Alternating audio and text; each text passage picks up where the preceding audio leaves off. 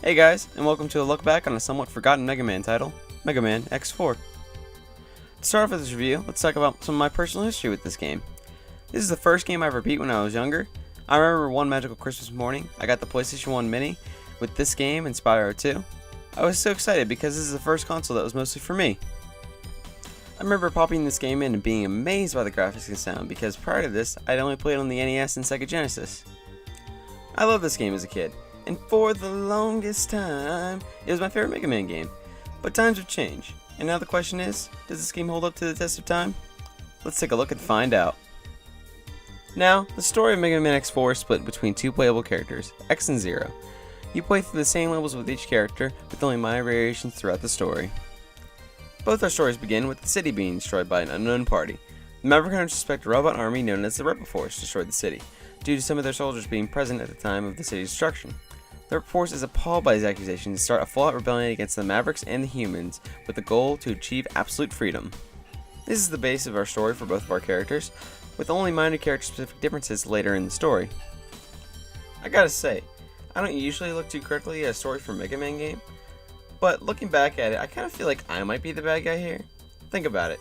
The Maverick Hunters had no proof whatsoever that the Rebel Force was involved in the destruction of the city, and yet they still accuse them of being the culprits, which is what starts the conflict between the two parties in the first place. I'm just saying, the Maverick Hunters are definitely somewhat to blame for this conflict. But hey, that's just a theory. A game! I'm just kidding. Now, with that theory out of the way, let's move on to the gameplay. The gameplay style for the two characters is very different, with X playing his traditional Mega Man experience, focusing on far-reach attacks with the X-Buster and using the weapons received from the fallen bosses to exploit the other bosses' weaknesses.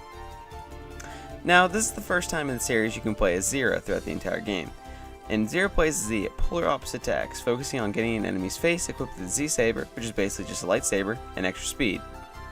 I really like the differences between the two characters because it adds variety and avoids being repetitive if you play both characters back to back. Overall, I would say I enjoy Zero's gameplay over X's. I view X as the easy mode of the game, especially when it comes to the boss battles. I think they're both really fun to play as, but I had to go with the more fast-paced and energetic gameplay of Zero over the slightly slower gameplay of X. Now you may have noticed I haven't talked about any negatives with this game yet, and that's because the only real issues I have with the game fall under the design aspect of the game. With that being said, let's talk about the design of this game. I only have a few problems with the design of this game. First would be the god-awful voice acting, even for the time. Most of these voices were way over the top, and I know some people like the Cheese Fest, but this is a bit much. Now, there's always a silver lining though. Because of the bad voice acting, we do have this beauty. Iris! Iris! Iris! Iris! Iris! Iris! Ah! No, this isn't happening! There's no reason for me to go on. What? What am I fighting for? Although there isn't that much of it, I still think the voice acting is worth mentioning. It's the kind of thing that takes you right out of the experience. Another problem I have with this game is that each stage is split into two acts. You might think that this sounds like a good thing, but the problem with this is that in between each act, you gain health back that you lost. This makes it feel like the first act of every stage can be rushed through without a care, making half the game feel kind of pointless. It's still fun, and I like the variety within each stage. I just wish you didn't gain health in between acts. This issue emphasizes how easy I think the game is. This is one of the easiest Mega Man games out there, which makes it a great beginner's Mega Man game, but for veterans of the series, it might be a bit of a turnoff, because I know that difficulty is one of my favorite parts of this series. Well, I think we spent enough time talking about the negatives of this game. Let's talk about some of the positives. First would be the level design. The stages are very well put together, with each stage being drastically different from one another, and the acts within each stage definitely do help add variety to the game. I would have to say that my favorite stage in the game is Frost Walrus' stage, because it's really well put together and I love snow levels in general. And it's the only stage where the music changes in between acts, which is a really awesome touch. On the contrary, I'd have to say my least favorite stage is Magma Dragoons, because it doesn't look very interesting, and it's not hard, it doesn't last very long, it's way shorter than any other stage in the game for sure, and I just don't think it really has a lot to offer. Another great aspect of this game is the soundtrack. Now, none of the music is quite as memorable as some of the other tracks in the franchise, but it's still fantastic for what it is. Each track goes really well with its accompanying stage and adds to the overall game feel. It's really impressive to see what the sound team did with, at the time, the new CD technology. Everything feels really smooth and crisp, and I wouldn't have it any other way. I would definitely say that my favorite track is Colonel's theme, which is playing for you right now in the background.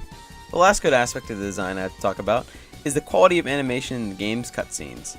Now, I know I complained about the voice acting before, but I have to give credit where credit is due. The quality of the animation in the cutscenes and the gameplay is very good. So good, in fact, that I still think it holds up to this day. It helps keep you in the experience, and I think the quality of the animation in the cutscenes outweighs the low quality of the voice acting. Not to mention that this game has one of my favorite cutscenes of all time, the Zero vs Sigma fight, which I'll play a little bit for you right now.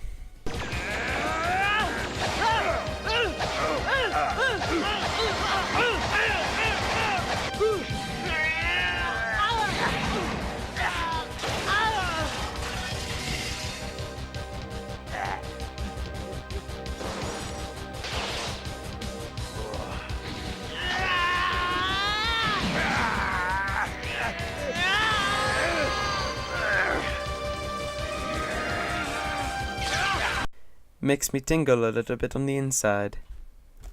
On to the game endings. This game has the same basic story for both characters, with just minor variations between the two. Let's take a look at X's ending first. Before I start, I want to say spoiler warning.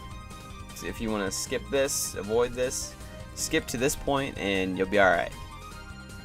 After you defeat the 8 Mavericks and Colonel, you unlock a cutscene that shows your useless guy Double transforming into a killing machine that works for Sigma. After you face off against him, you move on to fight General, and beat him within an inch of his life. After that, the ship you're on starts malfunctioning. General tells you that it's Sigma's doing, no surprises there. You transport to the final boss area, where in typical Mega Man fashion, you must refight the 8 original Mavericks. I think this is a great mechanic. It shows you how much stronger you've gotten throughout the game with getting boss weapons and the multiple character upgrades. It really shows you how far you've come from the beginning of this game to the end. It's a great touch. After that, you take on one of the most underwhelming Sigma fights in the X series. Seriously, it's not even the hardest fight in the game. That goes to the fight against General. Anyways, after defeating Sigma, he tells you that his ultimate weapon is aimed at the Earth and ready to fire. Right before he can pull the trigger though, General sacrifices himself to stop the weapon and save the Earth. After that, the final cutscene plays. It basically foreshadows the events in the Mega Man Zero series. As X is flying away, he starts contemplating his actions and asks himself, what if I go Maverick? He calls Zero to tell him that if he ever goes Maverick, that Zero must destroy him for the greater good of humanity. Zero's story follows the same structure as X, with the only difference being instead of fighting Double, you take on his love interest Iris, and she fights you to actually avenge her brother that you had to kill before fighting her. I do find this much more interesting than the relationship between X and Double. You see them growing apart throughout the game because of the rivalry between Zero and her brother, and as opposed to the relationship between X and Double, or lack thereof, there is definitely a good amount of character development, and it feels like they really do care about each other before they fight. After you defeat Iris, you go through the same story and fights as you did with X, except right before the Sigma fight, you see an animated fight between Zero and Sigma when Zero is still a Maverick. Zero nearly kills Sigma until he is demobilized by a strange W flash in Zero's headpiece. Sigma destroys it and unleashes the Zero virus created by Dr. Wily. This is an awesome reveal, and really adds to the lore of the franchise by connecting the original series and the X series together. After the fight with Sigma, you get the same basic ending as you did with X, with the only difference being that Zero contemplates maybe every Reploid is destined to become a Maverick someday. It's time to answer the question you've all been waiting for. Does this game hold up to the way I felt about it as a kid? I would say, overall, yes it does. It's not my favorite Mega Man game anymore. I definitely prefer 2 and X1 over this. Despite this though, I still view it as one of the best Mega Man games ever made. It's perfect for people new to the franchise because it still has the familiar feel that all the good Mega Man games have, without being super hard like some of the other games can be. It can be a little bit too easy for veterans of the franchise, but for everyone else, this game is pretty balanced on its difficulty. In closing, Mega Man X4 is a fantastic Mega Man game. It's definitely the best one on the PlayStation 1. This is a very easy game to find if you're looking to pick it up. It's available for the fair price on the PS1. It's also available on the PSN store for PS3 and Vita. You can also get it on the X Collection for the PS2 and GameCube, which includes X1 through 6, and in my eyes, that's definitely the best value for sure. But no matter how you play it, I would say it's a must-play for any Mega Man fan. Hey guys, thanks for watching. If you like this video and want to see future content on this channel, make sure to leave a like and subscribe. Alright guys, it's time for the question of the week. Today's question is, what is your second favorite Mega Man X game? I asked for the second favorite because I feel like X1 would dominate for number 1, and I want to be a little different. So comment down below your second favorite game in the X series, and I will count them all out and announce the winner at the end of next week's video. Last thing guys, just to let you know, I also do a podcast on this channel with my best friend Cookie, where we talk about pretty much anything we feel like. So make sure to check that out if you like podcasts, and leave any suggestions down below if you have any ideas for what we should cover. Alright, thanks again guys, and make sure to have a great day.